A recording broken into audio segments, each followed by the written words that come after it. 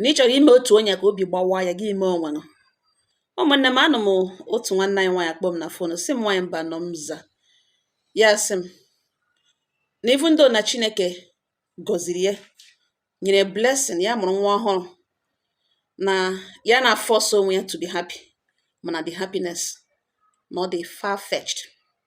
mana enweghị ihe nwere ike ime at this moment. Ya gaa n'ihu sị m na nne na nna ya mụrụ ha na ha si na one portable family, ha adịghị ọtụtụ, ụmụ nwaanyị 3, ụmụ nwoke 2, na ụmụnne ya nọchakwana onye ọbụla mege na-eme ọfụma, onwe ha onye dị dependent na onye ọbụla mege nwa nga aka ruru na-amaneji na family ya. Ya bịa lụọ di ebe ya lụrụ baiga na family ebe eji mmadụ eme ọgọ, na family ya lụrụ di na mmadụ na-eheri karịkarị ebe ahụ. Iru ebe ahụ gị were anya hụ ụmụ nwoke ahụ gị hụ ụmụ nwaanyị ahụ na ha bara ụba mmadụ, na the family dị too big. Mana abịa na nne ka nne die na nne di ya mụrụ ụmụ 7. Ụmụ 7 ya megachakwa na ọfụma, ha dịcha ike, onye ọbụla dị ike na-eme ọfụma, adị ha niile gụchakwara n'akwụkwọ onye na family ya. Na ụmụ 7 ahụ nne di ya mụrụ, from mgbe ya na-abata ruo mgbe ya na di ya lụrụ, ụmụnne di ya na-enwe nke na-ahụta ya like ya ruru n'ịbịa na such family, na-enwe ya ha jiri ya kpọrọ. Kedu ọkpara anaghị asaịtịrị ihe ọjọọ, ọkwa na onye oke okwu, na mgbe ụfọdụ enweta ihe ga-eshidere ụmụnne di ndị ka ọzọ megbuwe na ọ kedị ọkpara ka ya na-aka akọsara ọkwa nke ahụ na akọọlụ ndị ka ọzọ tụọda ndị ka ụmụnne di ndị ka nwaanyị, especially ndị ka nwaanyị, even nne di na ọ ya na-abara ya si mama ihe ọ na-ekwu awụ ihe o kwesịrị ikwu, na ka ahụ ka eji mere nna di na ọ weta ha shibiri na ya na di ya ebirile ya mụọ na ụmụ 2 nwaanyị dị ime ka 3, na ihe nne di ya na-eme na agwa ọjọọ niile di ya na-akpaso ya,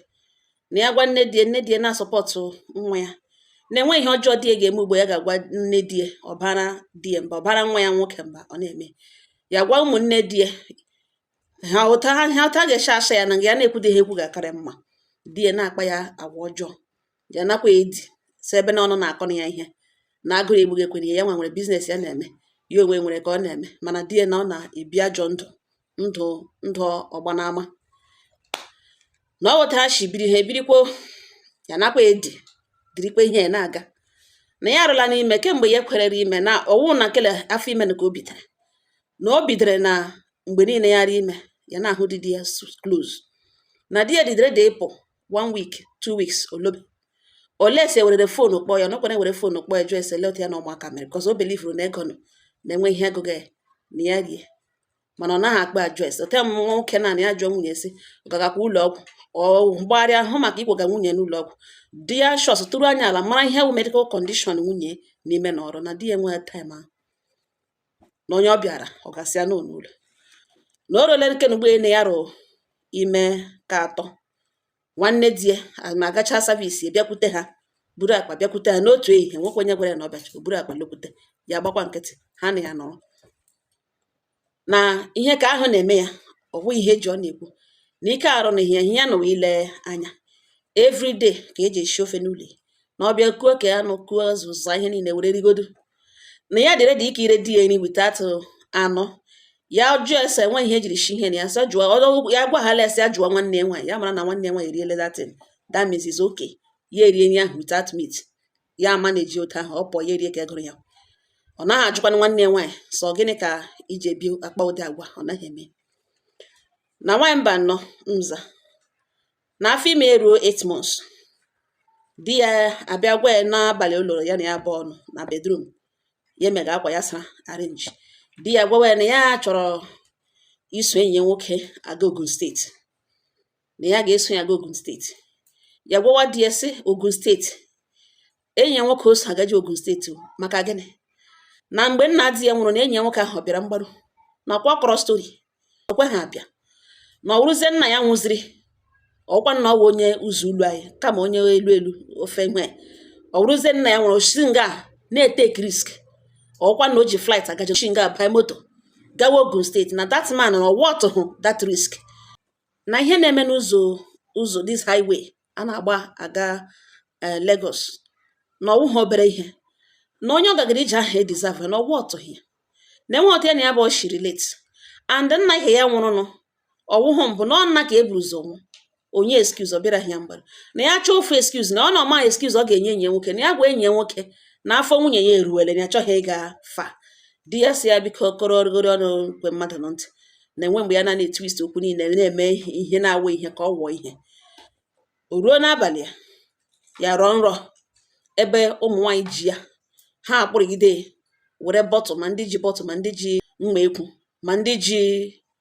mma mkpa ma ndị ji razor blade na-ala ya isi by force kwụrụgide ha docha ya ka gbachaa ya dode na-ala ya isi ekụkọ isi ya na-eti ya etete na nrọ gwa di ya si lekwe nri ya rụrụ na ya achọghị ịlụzie di ya sị na ihe awụ na nwunye Josef ihe ahụ nakwa enye ya nsogbu ya kpọọ nne di ya si ya biko na ya gwa nwa ya nwoke na ụzọ adịghị mma na ọsọ shinga n'oturu enyi ya nwoke ọ gaje bere ala enyi ya nwoke nna ya nwụrụ n'Ogun steeti na ọ ebe ọ gaje na ya gwa ya lekwa ala na oruo na nrụ ya rụrụ ya like ya na ije ahụ dị anya tire kọndishọn ya na ya dị ime and o ruwele nne di ya gwawa ya sị na ya ga-amụ Jizọs nọ n'ihi ya rụrụ ime ka nwa ya nwoke ga-eji ọ ga-eme arịwo ahụ na o lecha onye ahụ nụnụ sọ gagara ebere ya damizi onye ahụ nụnụ wee ezigbo enyi ya na ọhịa ihe o kwere kpe biko ya kọta ọzọ ya gwa nwanne ya di ya ka ya na-enu n'ụlọ si eji ọnụ egwakwa mma wụ nne di ya si ya na-elekwa ije na nwanne nwoke gaji na ọ dịghị mgbe kwesịrị ekwesị nwanne di ya jụwa ya sị lee ihe eji filie na ya kọntrolu nwanne nwoke wụ di ya na mgbe niile ya na-erezigharị dọst mgbe niile ya na-eme ka nwere ihe something of the serious na nwe ihe nọ ya sị na nwe ihe nọ na mmadụ ịga bere ala enyi ya nwoke nna ya nwụrụ ya gwa nwanne di ya sị na ọnwụ nna ṅụ your father nwụkwanụ nna di ya buru ụzọ nwụ na ya na dis guy adịwala na moto rụrụ na mmanụ ugbo na ọ nọ mana o kweghị abịa banye moto bịawa east ọ chọrọ excuse ya o kweghị lọtachi Lagos lọtawa east na ọ na-abịa beria ka ezie ihe nwanne nwoke ga-eji shinga shi na Lagos gawa Ogun steeti na ọ gachiri ya beria ọsọ nwanne di eshiri shikpu ruo ya anya n'ụkwụ ala gwana ya sị mgbe ọ mụrụ na sekọnd Jizọs ha ahụ ya gba nkịtị ya nụ ga-echetakwa nrụ ahụ ya rụrụ obi amapụ ya gbawa senior brother nwanne di ya ụkwanụ nwa di kedu ọkpara ya na nna anaghị ekpe ikpeazụ kọwara ihe na ugbo enyi kọrọ ya distance ihe mere ya nwanne di ya nke dị ọkpara ajụ ese ọsị gịnị ya sị na ọsị gịnị ya repeat ya ekwukwa ihe ya kwuru ya nọrọ nke ahụ anụrụ gasị ya dọ nwere ya gbanyọ ka ya kpoo na ọgbanyọ ka senior brother kpoo di ya na fon gwawa ya sị na enwe ihe nwunye ya gwara ya na o jikwala okwu ahụ were mere ka ọ wokwu ofe nkụpụ na nwaanyị dị ime ịhụ onwe ya ebe alagaghị isi according to ruo nwunye ya rụrụ na ọ na-agakwanụ shinga aga Ogun steeti nakwa dat enyi ya nwoke ahụ na ya nọrọ na ya na ya abụọ dị na mma mgbe papa ha nwụrụ na ọ bịara bịaza na ọ nwere ofili na ọ dị riski ishe Lagos gbadata east bịara ya beri ala nna ya na ọ gịnị kpatara o ji chinji shinga aga Ogun steeti na ya elekekwa ala na oruo na ike ịbịa abịa etugharị aga eme ka entịrị na police station a na-ajụ moto ọgaruole ọ bịarukwara abịaru na ike ya adịtụkwaghị ya ka mmadụ hapụ ịsị na diọkpara nne ya gbara nkịtị na ọ because of ka e were ala ya tinye na ala ka ya na onye ọbụla zọkwa onwe ya ndụ ya ike pete mparịkwa ya ihe a diọkpara nne ya gwara ya ọ gwa ya sị ya de na ya hapụga datin ya hapụga ihe agbanyụ fon bịazie ntụ dade na ya chọga igwe iji ma ịga famili ya ọkụ na ya achọghị egwe iji wee isi na isi rakọta ọnụ na ya di ya goge na ya ekwekwala ya bụ onye ọnụ n'ime na ọrụ na ihe ahụ ya tọrọ ya na ọhịa ya ga-enweta ya elekiri di ya gba nkịtị na ọ nwanne di ya ka ya na-enọ n'ụlọ nga ọ na-eme ka o merute ihe n'ahụ ya gara paakị ara nwanne ya nwoke akwa ya haziere kwado ya dupụchagbue ka aha gawa ọ lọta na-ele ma obi ọgbawale antụrụtụrụ obi gbawaga ya na ịga ọnọtụ fon ya eri nke ọ bụrụ na ọwụ di ya kpọga onye ọ kpọgazi nwanne ya nwaanyị na-agwa ya otu ihe si na-agba eme nwanne ya nwaanyị akpọkwana ya na-ajụ ese ele ebe ha na ugbu a ọgwa ya asị ya gawa ije ọma ya gbakwa nkịtị ekwughị okwu ya were aka dị na agba nkịtị ọ ya ka ya nọgidere ike agwụ ya enwetaghịzi strength even nwanne di ya ka nwa ya nọ nga ahụ nọ n'ụdị otu o siri kpọ ya ugwu ya na ya abụọ ịnọ di ya ụjọ abịa tụwa ya send afọ nwanne ya nwaanyị ka ya toro direct si ya bịa ka ahụ dị mbụ mara ihe ya na-agabiga si ya bịa na ihe ya nwere to deliver na ọwụ 1 month na ya bịa n'ọrụ biko na ya bịa na di ya nọ ya na omena travel na onye na-anụzi igbo owu onye ọ ga-awụ ya enwegodo any emergency or complication ọ dịrị dị iguchi ụzọ ka ya nwụọ dị na ya bịa ọ sị nwanne ya nwaanyị so okenye ya ga-abịa ndị nwanne ya gara bịa nwanne di ya jụọ ya sị na onye gwara ya bịawa ebe a ya jụwa ya onwe so onye gwakwara na ya bịawa ebe a kwana ije ọ bịara gwara ya bifo bịawa sị na ihe yiri ụlọ nna ya maka ihe ọ ga-eji ajụ nwanne ya ụdị ajụjụ ahụ so na ọ nwere right n'ebe mana nwanne ya nwere right n'ebe ka ya what type of question ọ sị ha ya na ya abụọ okwue si na ihe o ji ekwu gị ha because di ya emene travel na ọ na nwanne nwoke nụgala ugbo ọ ga-anọgide ya just send for somebody ya bịa sị mgbe nwanne nwoke lụkwara ya send na ya out ka m hụ ọ sị ekwu gị ihe ahụ nwanne ya nwaanyị atụpụkwana ha ọnụ ya ejinyere m ka okpukpe akpa ya ebe ahụ na ịga since that day o mechara kọl ahụ ya na nwanne ya ekwuchara ya sị ya Ijeọma na ya anọbeghị ha ka kọl ahụ o mere again ya bịa hụ na ọ dị worried na something gaga wrong ọ chi ime kọl ọ pụọ na eji na-eme kọl ọ bịa na ya elukucha like ọ dị afraid n'ihu ya na-ahụ ya filie na kọl o megezi na ọ gwagazi ụmụnne na nwanne ya nwaanyị na ọ bịara na ya amahụ na ihe ka nte arịkpụtele nte n'ọnụ enwe mgbe ya nwere idea ọ mekwana ọ pụọ na-eji fon ya ringi ọ pụọ na-eji fon ya ringi ọ pụọ na-eji ọ ya ka ya nọgide di ya ekwe na akpọbekwere ya sị mba ka ya kpọ n'anya akpọ die na fon nọmba agaghị agaga switch off ya kpoga baiga Tuesday kpọgide di ya baiga Wednesday nọmba di ya agaga emulo na-agbaghara nwanne nwaanyị oivu na orige wodo hụrụ ya ma ya apụ eji ihe ọnụ ga wee kpe kọl mgbe a na-akpọ kọl ya gbana nkịtị na nwaanyị mba nnọmza ọ sị ya nụzi nne di ya akpọ ya gwawa ya sị na ya wich nọ naanị ndị wich na-ekwu ihe mgbe ụfọdụ ya dị ka amaga ọkwa mgbe ụfọdụ ya dị ka enye gị warning mana warning ha niile wụ na ha chọrọ strike na-enwe ihe mere nwa ya na ọ ga-atacha ahụhụ si ihe kele gịnị ya jụọ ese ebe okwu ahụ shapụtaga nne di ya gbanyụọ fonu na ntị ya gwa nwanne ya nwaanyị so ọ na-ejiele so ruo mgbe nwanne di ya eripụrụ ka ọ gaza kọl ọ chọrọ ịga na-aza n'abalị nwanne ya nwaanyị eshi azụ ụlọ gaa pempem na-aga agbaga ntị na kọl ahụ mere ihe nwanne ya nwaanyị nọrọ wụ nna nwebekwa onye kpọrọ akpọbekwe and nọmba ya gagakwa ha gaga since ahụ na nsogbu dịkwa nwaanyị mba nnọ mza senior brother ha kedu ọkpara ekweghị ha akụrụ finally mgbe ha bịara koziere ka aha kpọzie jụọ since di ejiri mee travel ahụ na ọkpọla eso ọkpọbe na o mere travel na Thursday since ahụ ya kpọwara na nọmba ya gaga agaga na onye ọkpọ ga na-agwaga ebe ọ garule na ebe o rurule na ọwụ nwanne di ya nwanne ya nwaanyị ke ya na ya nọ ya so oke ka ya kpọọ ka nwanne di ya na-amịrị fonu kpọọ nwanne ya nwaanyị were fonu gbapụ eji kọwa broda kọrọ ihe ọ hụrụ n'oge ọ gbara n'odebe mgbe ahụ ka ha ji ma na okwu taa ya na-akụrụ m ihe na ugbu a na agala na police station ga-eme ke entry na ajụọla ha ese jụrụ gawa asị moto di ya bara na ahụrụ ya n'ụzọ along the road moto dọọ ya niile gherecha oghe enweghị otu mkpụrụ onye pasenja nọ n'ime ma draiva ma gịnị moto ghere kpakoo enwe onye nọ n'ime ndị nọ n'ime wụrachiri ha baa n'ime ọcha moto enwekwana ha accident ọ pakịrị n'akụkụ main road enwe ebe a gbara moto egbe onwe ha accident ma enwe otu mkpụrụ onye nọ n'ime information ya na-enweta na di ya nọ na that moto and a na-ele anya na ikekwe ndị boko boy buru achịrịla ha ba ọhịa or something na ya meghekoro na ya bịa bọdawa na ọwụzi dị ọkpara nne di etigezie na-ekwu na nwaanyị a kwuru ya ekwu gụọ ya ka uri na di ya ekwesịghị ime travel na ụzọ adịghị mma gwa di ya nọ na ele ihe ha chọrọ ka eme ugbu a na ahụ na moto asọ gbara etresirila hụ paakị ọ bara hụkwanụ moto ọ gbara hụkwanụ na moto muvuru actually ahụkwala na moto n'ụzọ ahụ na pasenja ka ebe 2 passengers na moto agba and that's all along the road no ịkpa ọhịa bushi area na ihe na-aga emewe ị ga-aga warịwa n'ọja na onye kerere otu oshikere ya na chi ya mekwara ka aha gwawa sịa nne ya gagakwa ụlọ ọgwụ ya si ya gaga na ọ webe a na ugbu a na nne di na ụmụnne ndị dịka ọzọ wụzi ndị tretịn gị na-agwa ya datịna na nwanne ha ga-alụ na ya ga-amụ nwa n'udo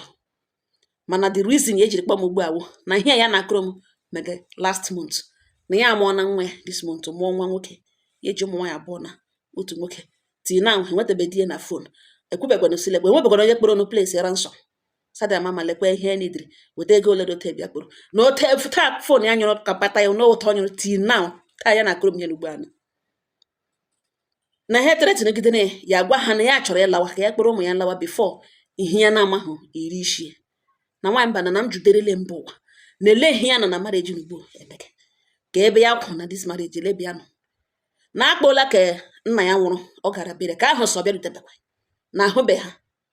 na ahụbịa wụ naanị ya bara na moto ahụ bịa that burial na ọwụ sọsọ ya na friends ya ndị ka ọzọ sokwe na ha niile bụka na di ya gbakọtara moto ịbịa that burial na ndị ka family ndị ka ha akpọkwala ya na ya ahụbeghị ha na elikwele nna ya burial agara uhu onye kwechara ha agacha burial eli ụmụnne m na ahụ ụtọ ụwa na-adị nwaanyị sị m jụọ ọnụ so ya ya nọrọ na marriage ntukwu ige nga na gịnị ka ya nọ ga-eme gị na is obvious na otilọ na ọ gwụrụ agwụ ka ya kpọrọ ụmụ ya ha ga-ayọkọli kpọrọ ụmụ ya chọrọ ebe ya tiji isi gaga zụrụ ụmụ ya ihe nne di ya gwagazie ewu na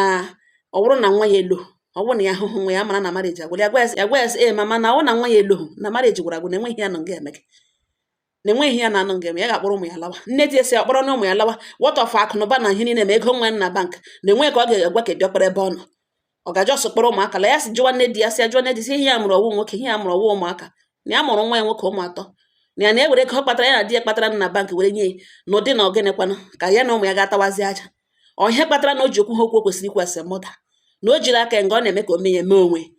na ọ chọzi ihe ya na ọ pụtara ugbu a ka ha dozie prọpati nwa ya nwoke na ebe a ka ike dị ya na ngwanụ mgbe ọ dịkere ya pụta nne di agbala ebe diọkpara na diọkpara si enweghị eji ihe nwanne nwoke eme na ọ mụrụ ụmụ na onye ọbụla kwanyere onwe ya ugwu na onye akpọ hakwala for this case besides enwe onye ma ma ọ dị ndụ ma nwa na o nwere ike lakara otu eshilo so na onye anwakwala anwakọ ego na ihe ya bara mba ya ma ọkwa ya ụmụnne m ebe a ka okwu nọ na ha ụtọ ụwa na-adị mgbe ị hapụrụ eziokwu ị kwesịrị ikwu mgbe ị hapụrụ ihe ị kwesịrị ime ga-esi mba na ime ihe nọ na onye iro ṅụ na ihe obi gara ya nwa ọ ime ihe nọ na onye iro ṅụ ga-feel better in order not to make that happen ga-esi mba kama ị ga-eme ihe nọ ka ime ka ego obi ga-agbawa ya onye ahụ ịsọwa onye iro ikpere ugwo ka imewa ya obi ị ga-anọrọ ka imewa ya obi ka eme ọnwa ka mgbe mmadụ kọkọrọ egbe tọọ nọ ya were ebe ọ na-echewe onwe ebe tupu ụlọ tere ga ọhịa nwata nwaanyị na ugbo ọlụ ga ote anaghị akụla ihe na dimkpa 1 month agachara ihe bidoro mgbe nwaanyị ime 8 months ọ mụọ na nwa ya mụọ n'udo enwebaba anụbeghị nkụtụ di ya anụbeghị olu ya ma afụzikwa weta enwebe onye kpọrọ nụ weta na ego loroto anwabodo mmadụ ọ dị ndụ na amanwụ anwụ ị hụrụ nga mmadụ na-eme mmadụ ka o mee mmadụ ya eme onwe nwanne di ahụ nọkwanụ nga ugbo shade na-ata n'anụ agụchara na azụ hapụ ịgwa nwanne nwoke ihe o kwesịrị ịnọ ọkwa nwaanyị n'ugbo chịrị ụmụ ya lawa ụlọ ahụ emes ọ gaghị ere new ya ọkwa ọ lagara n'ụlọ nne na nna ya ka ege na ya enweghị onye otu okwu chitere na enweghị onye mama ndị Boko Haram chịrịra onweghị onye mama ndị organ harvesters chịrịra